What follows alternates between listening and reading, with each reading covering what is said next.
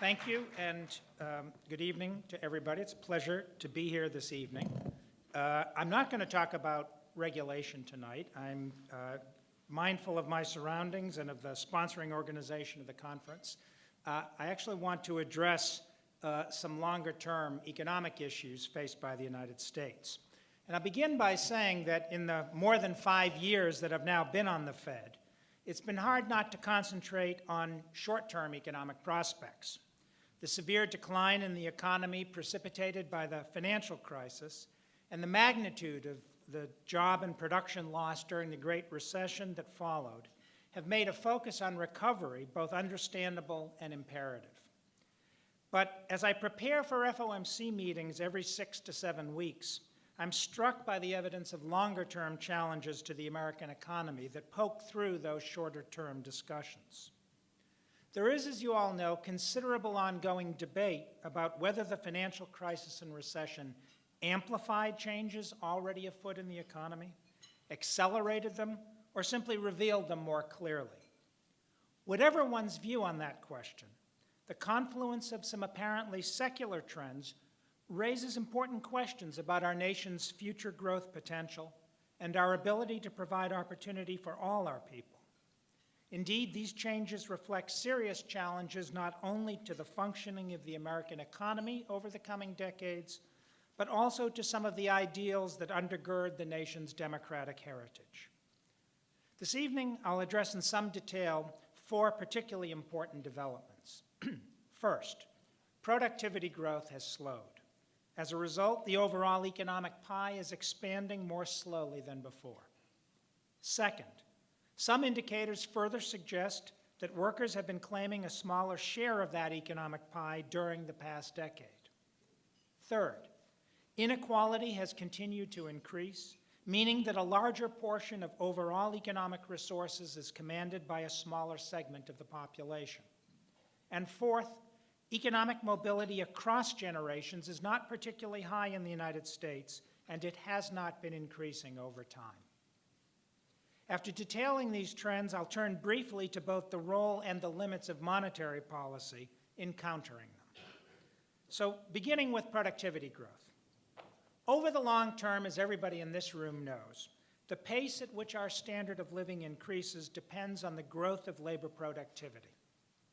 Unfortunately, the data on productivity growth in recent years have been disappointing. Although output per hour in the non-farm business sector rose about 2.75% per year from the end of World War II through 1971, productivity has risen just a percentage point and a half per year since then, excluding a brief burst of rapid growth that occurred between 1996 and 2004.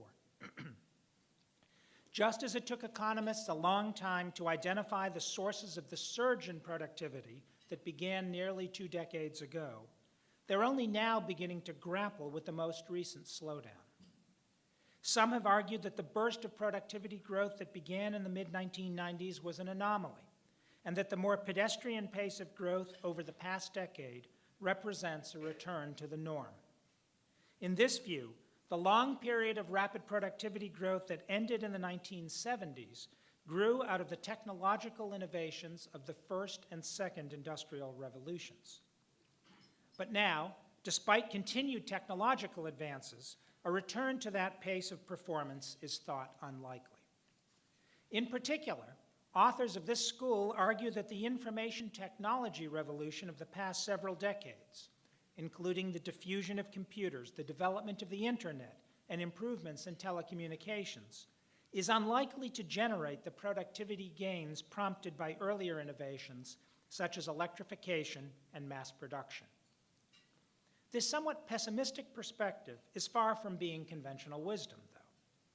While productivity has increased less rapidly in recent years than during the first 3 quarters of the 20th century, per capita income, which is a statistic available over a considerably longer time span, is still rising more quickly than it was even during the Second Industrial Revolution.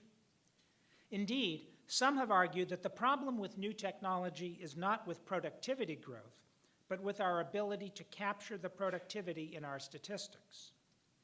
Moreover, many economists and technophiles remain optimistic that we have yet to realize fully the potential of the information revolution, and that technological change will continue to bring inventions and productivity enhancements that we cannot imagine today. This view holds that there is no reason productivity could not continue to rise in line with its longer-term historical average. It must be noted, though, that even among the productivity optimists, there are differences over how the expected progress will affect job creation and income distribution. In particular, some in this camp believe that we are likely to see a continuation of the pattern by which recent productivity growth seems to have mostly benefited relatively skilled workers. It may also have favored returns to capital investment, as opposed to labor, in greater proportion than past productivity gains. While there is at least some reason for optimism about the prospects for technological progress, there are grounds for concern over the decline in the dynamism of the U.S. labor market, an attribute that has contributed to productivity growth in the past and has traditionally distinguished the United States from many other advanced economies. Historically, the U.S. economy has been characterized by substantial geographic mobility within the labor market. Our high rates of geographic mobility are one facet of the overall dynamism of the labor market, which is also manifest in the continual churning of jobs through hirings and separations, as well as firm expansions and contractions, a process that, as you all know, was dubbed by Joseph Schumpeter as creative destruction.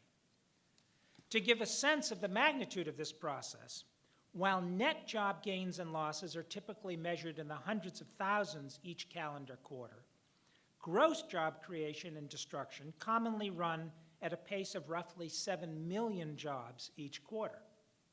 Creative destruction has been shown to improve productivity as jobs that have low productivity are replaced with jobs that yield greater productivity.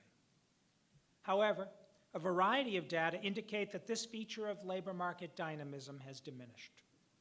Since the 1980s, internal migration in the United States over both long and short distances has declined. To give an example, the rate of cross-state migration was less than half as large in 2011 as its average over the 1948 to 1971 period. And while we still see the level of employment rising and falling over the business cycle, the gross flows of people between jobs and of jobs across firms that underlie the observed aggregate changes have fallen over the last 15 years. At this point, we do not have a full understanding of the factors contributing to the decline in labor market dynamism. Some of the explanations may be benign or even positive. For instance, the aging of the population accounts for some of the decline in migration and job churning, as older individuals are less likely to move and change jobs. Such demographic factors probably do not represent an adverse reduction in dynamism. Moreover, part of the decline in turnover could be the result of individuals and firms finding productive job matches more quickly than before. For many employers and workers, the internet has reduced the cost of posting job openings and the cost of searching for jobs. This more efficient process could result in better matches between firms and workers, and thus fewer separations. Similarly, a reduction in firm uncertainty about the costs and benefits of investing could reduce firm-level churning in jobs. In both cases, workers and firms would be better able to achieve a good outcome with less turnover and presumably no loss in productivity. While it seems possible that improved information could be a force behind the reduction in geographic mobility and labor turnover, there are less benign possibilities as well. For instance, an increase in the cost to firms of hiring and firing individuals, or an increase in the cost to individuals of changing jobs could lead to fewer productivity-enhancing job changes. The reduction in churning could itself be a function of slower productivity growth, as slower productivity growth implies lower benefits to forming new matches. One recent trend that is particularly disturbing is stagnation in the formation of new firms. Statistics from the Bureau of Labor Statistics show that the number of establishments in operation for less than 1 year rose between the mid-90s, when the data start, and the early 2000s. But smoothing through the ups and downs of the business cycle, new firm formation has been roughly flat since then. Moreover, the number of people working at such firms stands almost 2 million below its peak in 1999. Given the role of innovation by entrepreneurs and the well-documented importance of successful young firms in creating jobs, these trends are disheartening.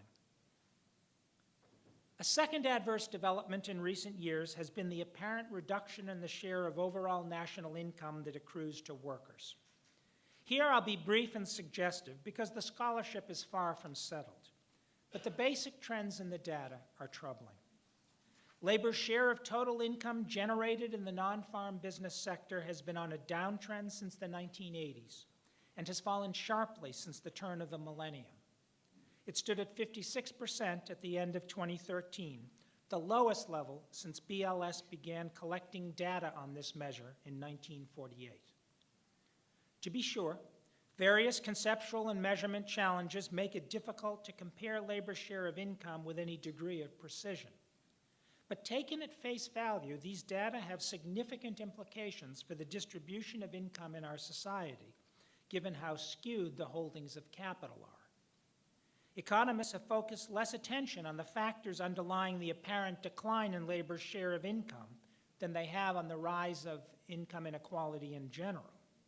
But among the candidates are technological change, which has allowed for the substitution of capital for labor and the handling of routine tasks, an increase in firm bargaining power, and perhaps a decline in competition in product markets. Of the 4 trends I've identified, the one that has received the largest amount of press attention recently is the rise in income inequality. While income inequality has been increasing since the 1970s, over the past 2 decades, the process has been characterized by what some have called polarization, with those at the top of the distribution accumulating a significantly larger share of income, those at the bottom of the distribution experiencing modest relative gains, and those in the middle of the income distribution falling further behind in relative terms. Gauging by one fairly comprehensive measure of income used by CBO, the share of income garnered by those in the top 1% of the distribution more than doubled between 1979 and 2007 to about 17%, while the share accruing to those in the 1st through 80th percentiles fell by 9 percentage points. And while it is true that those at the upper end of the income distribution were disproportionately affected during the financial crisis, with the result that inequality actually fell a bit in the wake of the recession, high earners also appear to be benefiting disproportionately from the recovery. Thus, the crisis does not seem really to have changed the trajectory of inequality.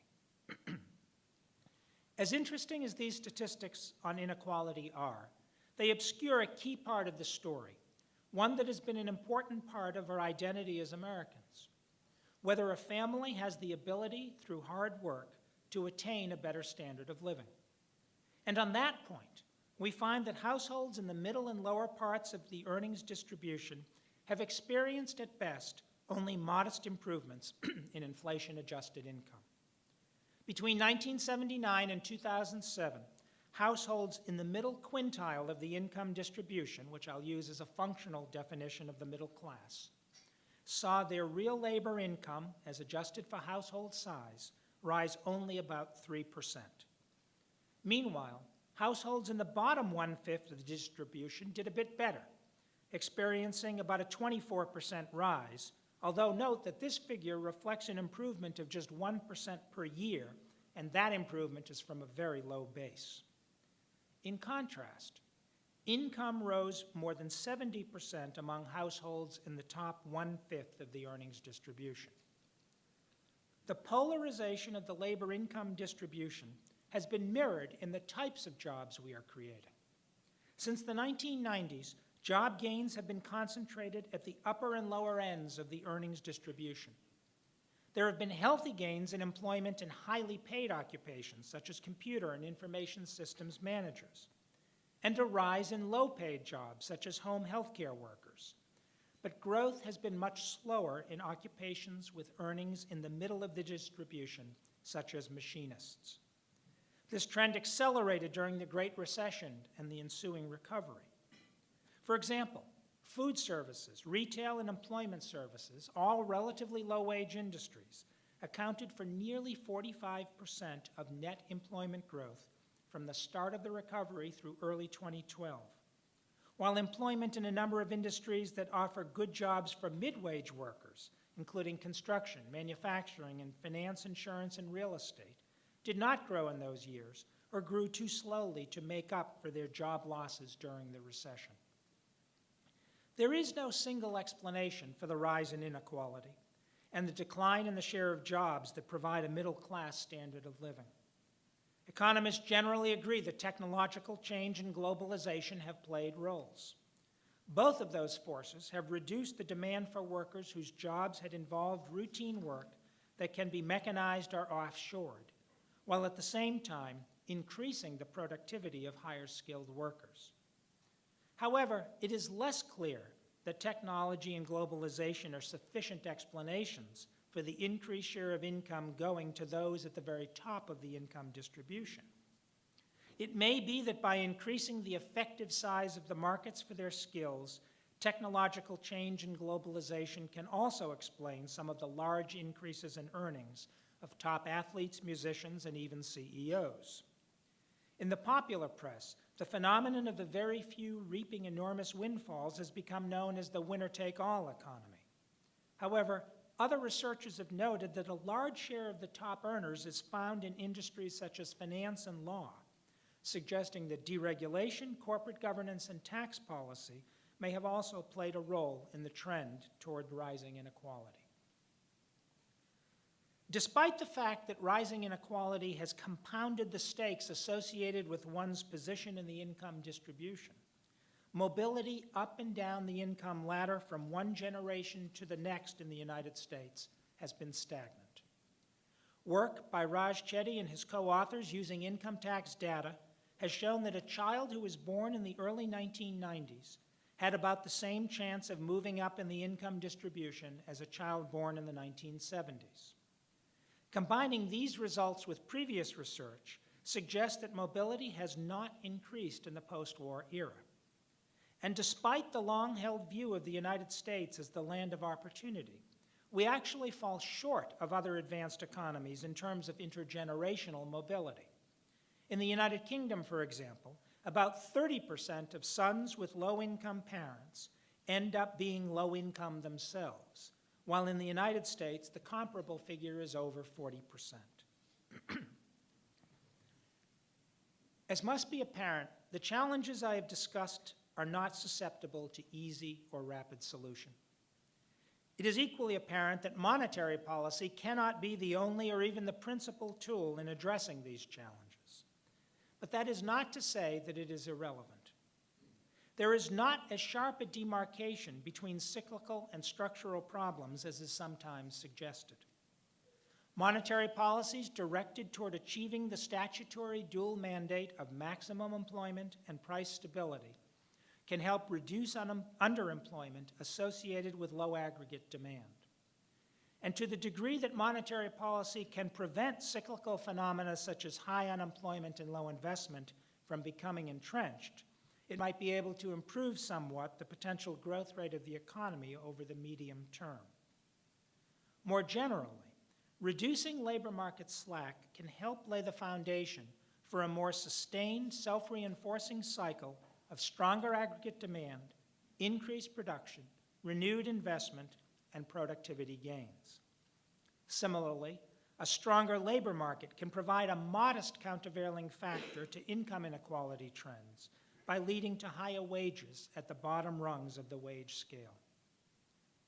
The very accommodative monetary policy of the past 5 years has contributed significantly to the extended, moderate recoveries of GDP and employment. To this point, however, there has not been a corresponding upturn in wages. To be sure, there have been notable wage increases in specific areas of the country enjoying economic growth much higher than the national average.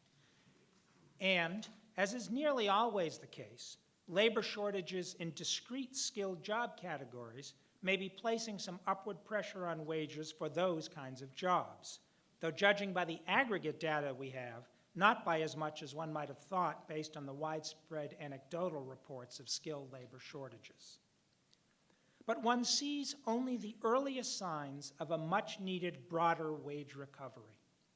Compensation increases have been running at the historically low level of just over 2% annually since the onset of the Great Recession, with concomitantly lower real wage gains. The reasons for the lag in wage gains in the context of continuing moderate growth are not totally clear. Nominal wage rigidity on the downside may have played a role to the extent that employers were reluctant to cut nominal wages even in the period from late 2008 to early 2009, when they were eliminating jobs in staggering numbers. The secular labor market factors mentioned earlier are also likely relevant. There is, of course, also a debate around the question of how much of current unemployment, particularly long-term unemployment, is structural, and thus how much slack still exists in labor markets. Just last week, Chair Yellen explained why substantial slack very likely remains. I would add to her explanation only the observation that, in the face of some uncertainty as how best to measure slack, we are well advised to proceed pragmatically. We should remain attentive to evidence that labor markets have actually tightened to the point where there is a demonstrable inflationary pressure that would place at risk maintenance of the FOMC's stated inflation target, which of course we're currently not meeting on the downside. But we should not rush to act preemptively in anticipation of such pressures based on arguments about the potential increase in structural unemployment in recent years. In this regard, the issue of how much structural damage has been suffered by the labor market is of less immediate concern today in shaping monetary policy than it might have been had we experienced a period of rapid growth during the recovery. Remember that just a few years ago, many forecasters in and out of the Federal Reserve were projecting growth rates at an annualized rate of 4% or greater for at least a year. That expectation raised the question of whether a reasonably rapid tightening in monetary policy might at some point be needed. But now, in part because we did not have such a spike in the early stages of recovery, and instead have had modest growth in place for several years, it seems less likely that we will experience a growth spurt in the next couple of years that would engender concerns about rapid wage pressures and changes in inflation expectations. In short, by promoting maximum employment in a stable inflation environment around the FOMC target rate, monetary policy can help set the stage for a vibrant and dynamic economy. But there are limits to what monetary policy can do in counteracting the longer-term trends I have discussed. In economic research and in policy debates, we need more focus on these issues and more attention to concrete proposals to address them. I would suggest that one element, though by no means the only one in such a program, is a well-formulated government investment agenda.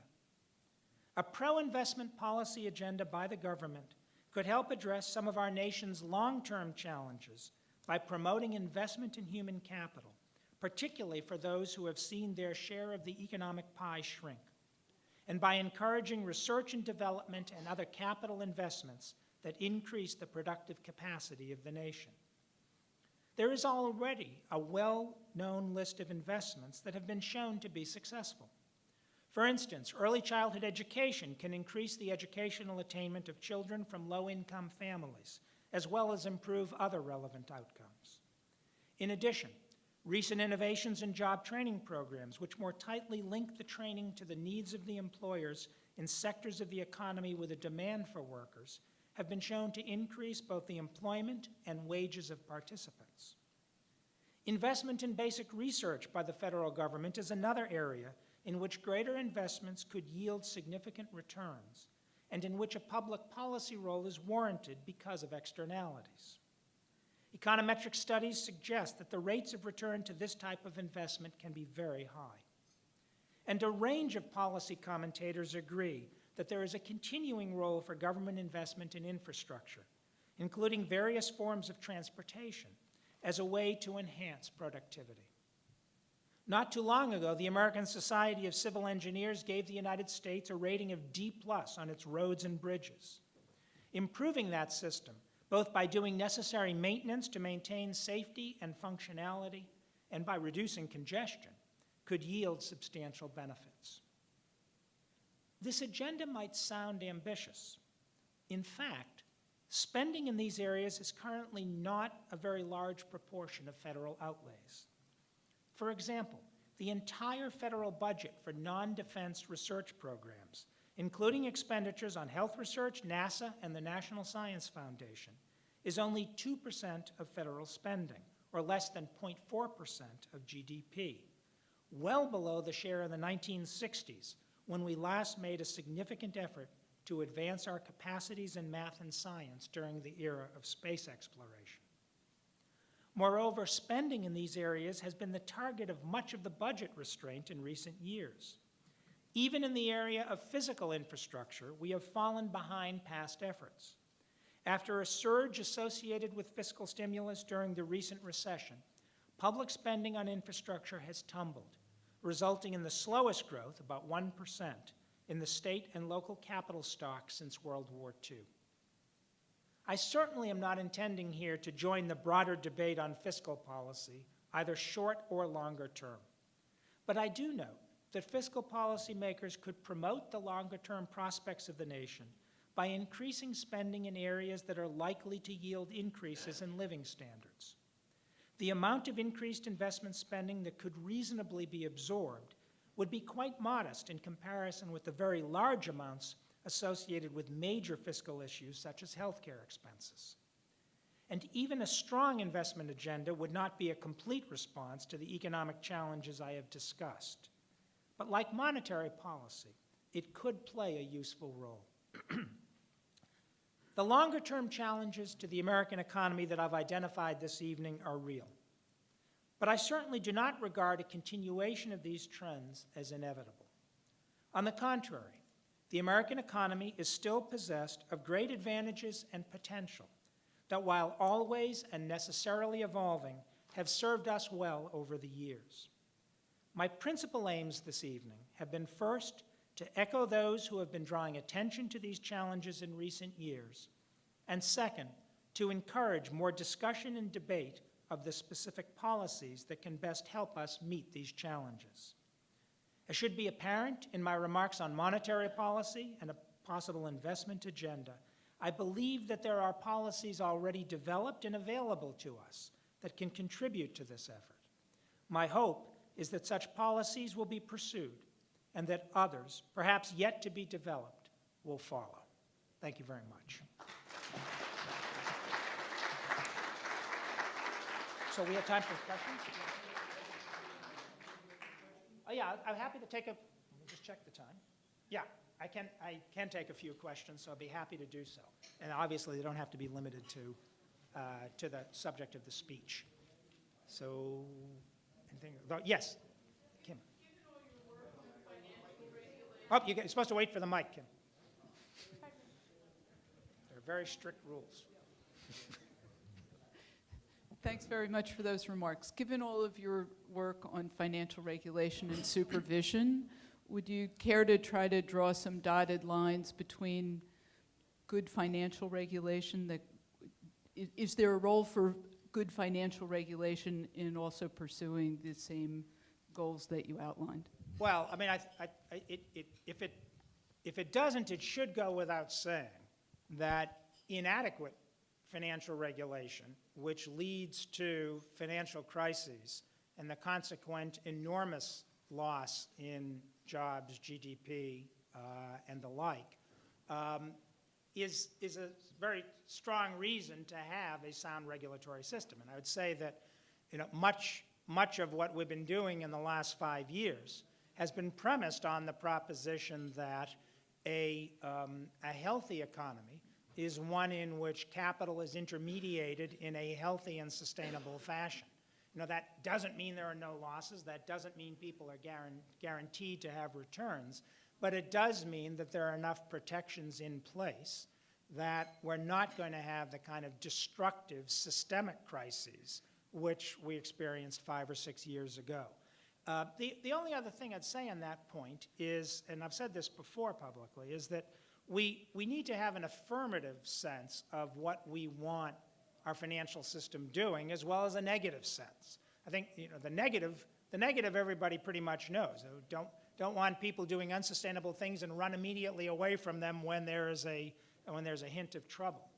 On the positive side, though, we don't want to lose sight of the fact that the intermediation of capital, both through conventional bank-like lending and certainly through capital markets, is a very important part of an economic growth agenda. It's an important part of an investment agenda. It's a part of a growth agenda more generally. So the regulation that we want to put in place has, and I think is now, more directed to the reduction in the likelihood of the incidence and the reduction in the potential severity of financial crises. You know, in a real sense, there's been a shift in thinking about the aims of prudential financial regulation. I would say, you know, 10, 15 years ago, people tended to think of prudential regulation primarily as protecting the deposit insurance fund. And I think we now see that protecting the financial system, not protecting the actors within the financial system, but protecting the financial system has got to be a principal focus of financial regulation. And I'd say in light of the fact that that was an underappreciated aim, it has been and should be the dominant feature of our efforts in the wake of the crisis to reform the regulatory system. Yeah, I think you got to wait for the mic.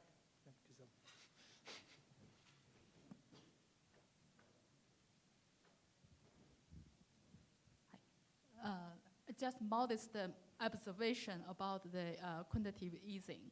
So to me, it seems like all the corporate, based on the quantitative easing, then can get cash and get the make benefit without production. So it feels like it's negatively influenced to the employment instead of positively influence.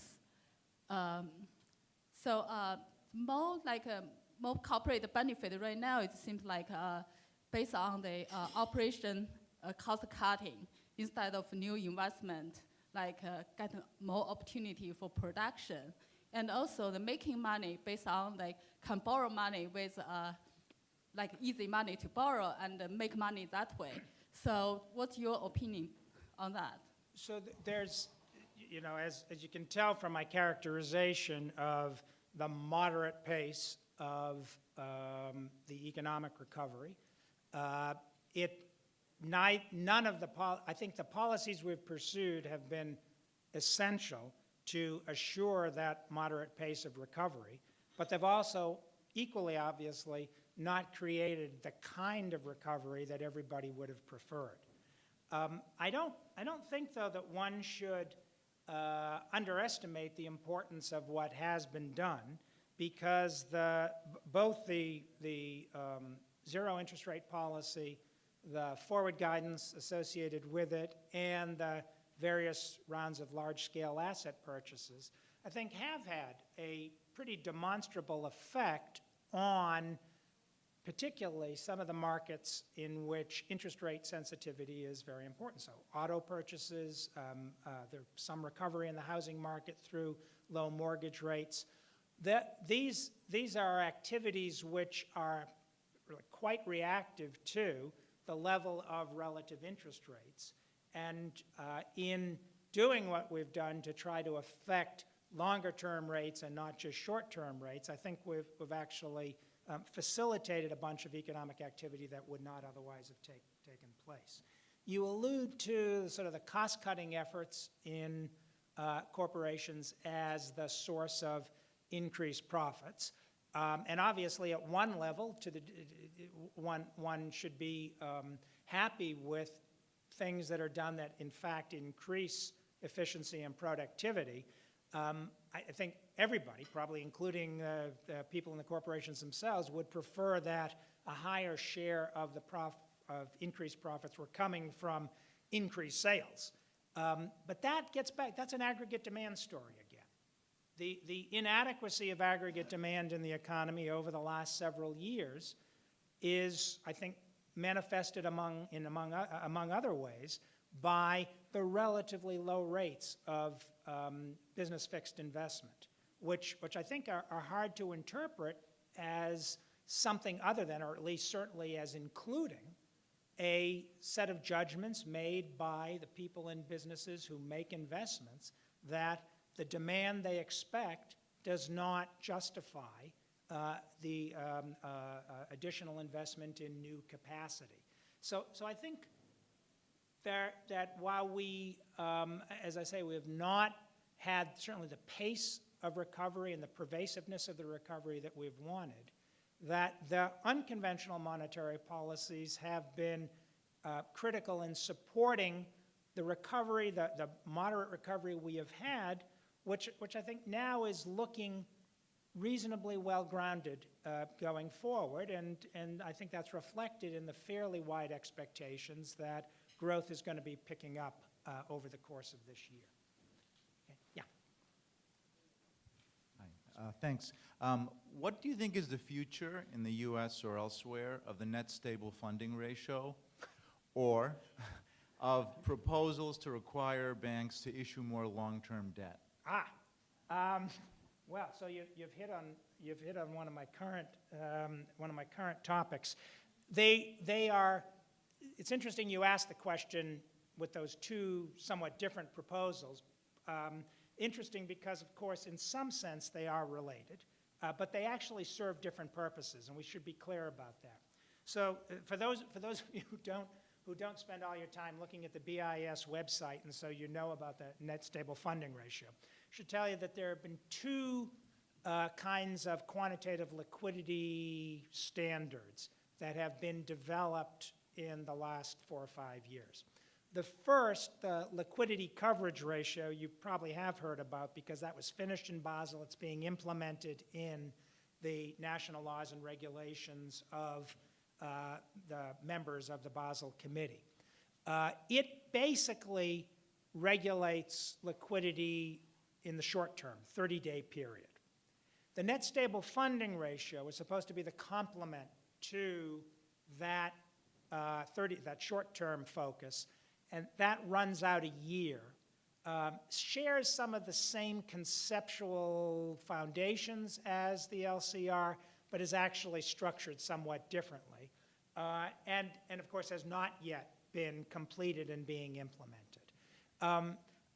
I believe it will be. I actually think a fair amount of progress has been made on it, but it was important to go back and not start from the beginning, but to go back and make a pretty solid judgment as to what the impact of the NSFR was going to be.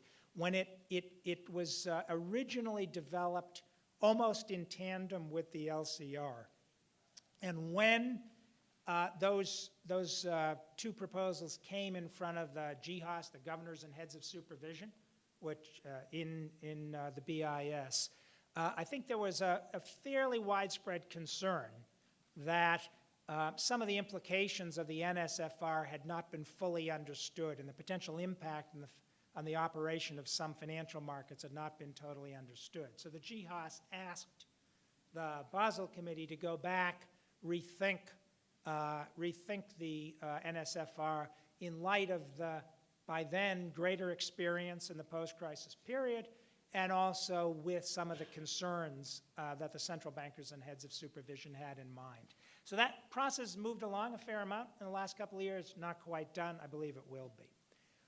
Long-term debt requirement, or in international parlance, the GLAC, the gone concern loss absorption capacity, serves a different purpose. The GLAC is a form of capital requirement, or will be a form of capital requirement, but it's relevant to the failed firm, the firm in resolution.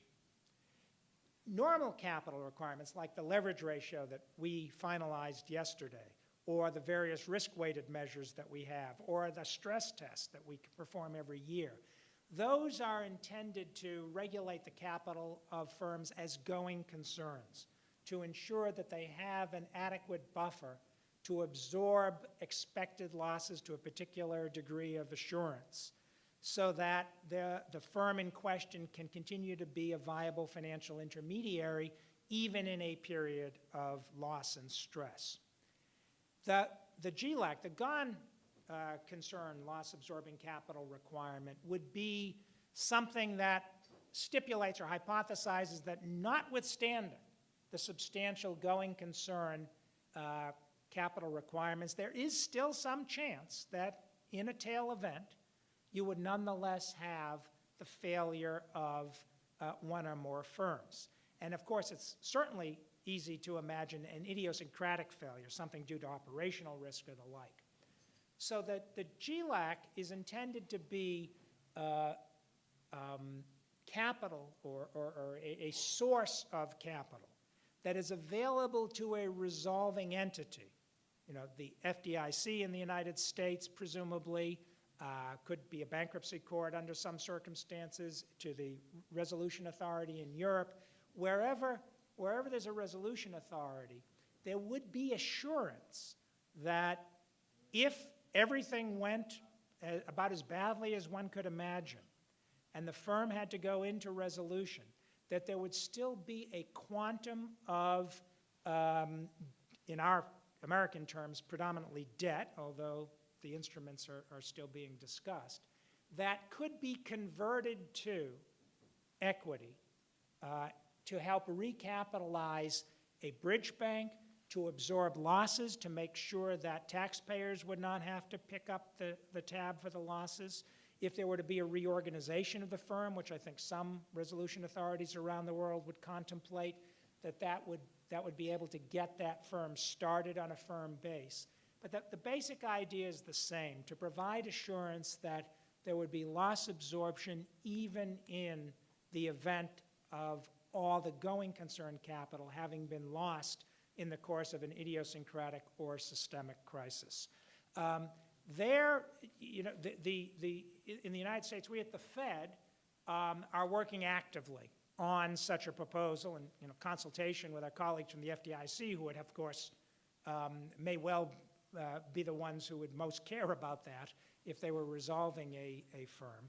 Internationally, we're having discussions within the FSB on the GLAC. The G20 leaders asked for a proposal to be presented to them at the G20 summit later this year, and my hope is that we'll be able to deliver such a proposal for them. I can probably do one more. Oh, and we got it. Oh, you already have the mic. Good. Okay, thanks. Yeah, this goes to the global link, which is the following. One thing that I think emerged crystal clear in the crisis is that we do have global financial markets, but we don't have a global financial governance structure, global governance structure to discipline those markets. So my question is, why your assessment on what, if any, progress has occurred in this arena of global financial governance since the crisis? Because the problem is there, but the solutions are very difficult to devise because we're having national or regional, mostly, plans or proposals to deal with that thing. Globally speaking, it's much more of an interrogation mark. I'm just going to mention two things: cross-border financial flows and fiscal shelters. Those are two things that cause a lot of instability, systemically speaking, and they're perfectly legal.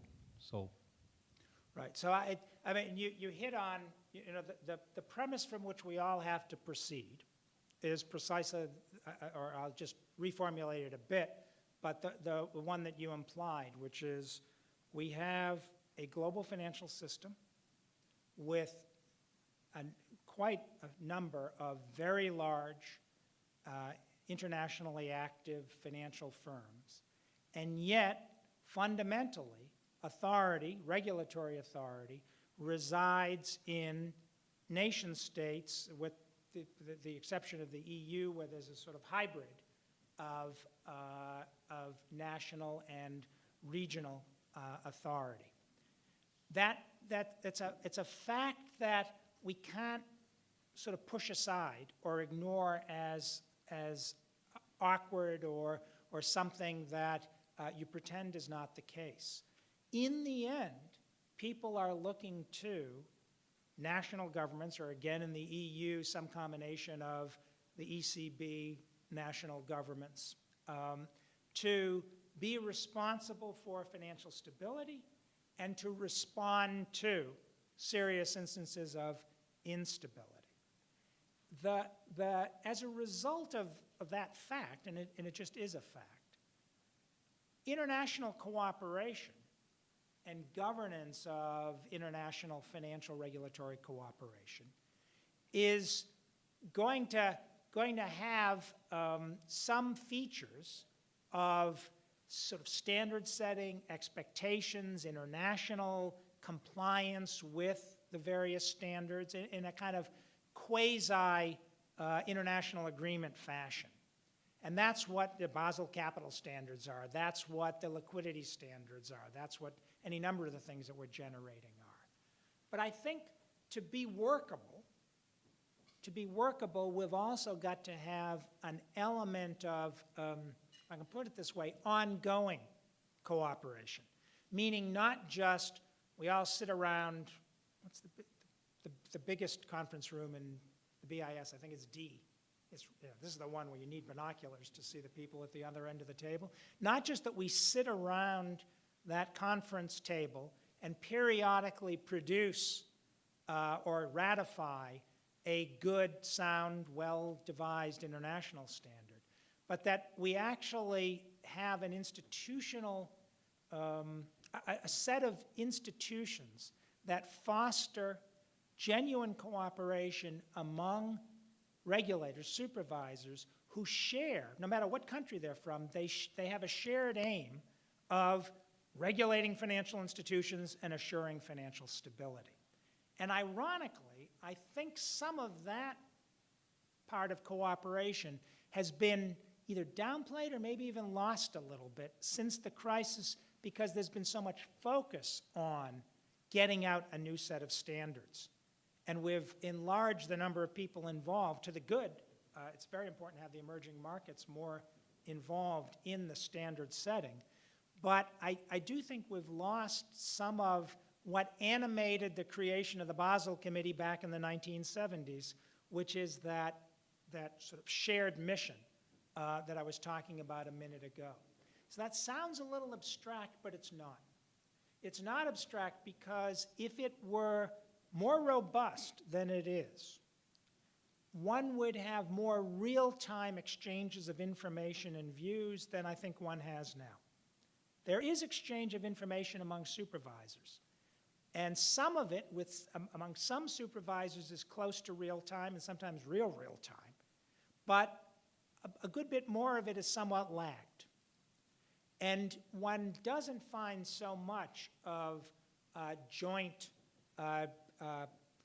jointly thinking about the position of a particular firm and what its vulnerabilities are. And that's not going to happen through quasi-legislative measures. It's not going to happen by adopting a rule which says everybody has to be totally open with everybody else. It's only going to happen if there is a trust among the supervisors which is grounded in interaction with one another, working with one another, and the accumulated experience that the other people with whom you're dealing really and truly do care about financial stability. We all know we're from our own countries, and we all quite properly are keeping in mind the interests of our countries, our financial system, our financial firms. But that's got to be balanced with a shared commitment to financial stability. So that's pretty abstract.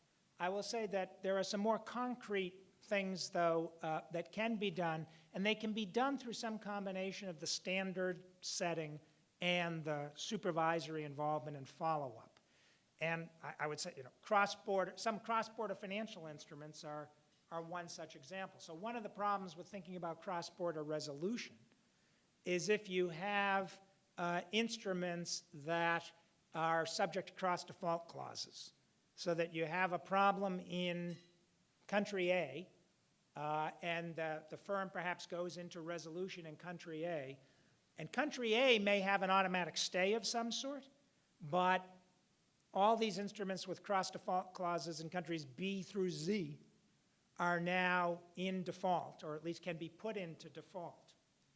That creates its own form of run, which can be just as destabilizing in sort of phase 2 as the original problems were in phase 1. You could try to negotiate an international treaty in which everybody would agree to acknowledge some bankruptcy court or resolving authority in the home country. That will take a while, may or may not be successful.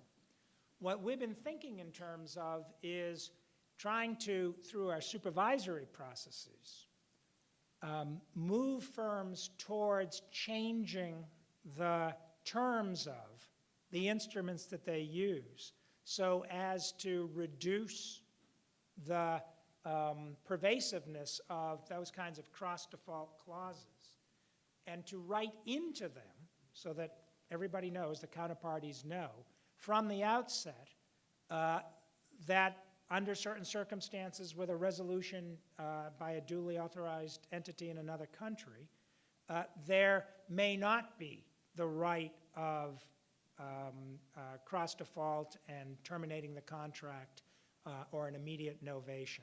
So that's just one example of a way in which the discussion can create an idea of how to go, and then the supervisory efforts of each country can follow through on that. But again, for it to work, there's got to be some sense that everybody is sharing this together. You can tell by my answer that you unleashed a bit of a, unleashed a fair amount of observation from me, because it's something I've been thinking about a lot, with the worries about how to control a global financial system. I don't think it can be done, and I'm speaking as a law professor, I don't think it can just be done with standards, no matter how good the standards are. You've got to have institutional glue. Ultimately, institutional glue is people, which ultimately means you need people working together. There've got to be good standards, and there have got to be people monitoring the monitors. But the people in the Fed, the Bank of England, now the ECB, the FSA in Japan, the CBRC in China, these are the people we're going to be relying on for global financial stability, and they have to really understand themselves as colleagues and not just as counterparts. So here I should probably go to get to my call. But again, thank you very much for your attention this evening.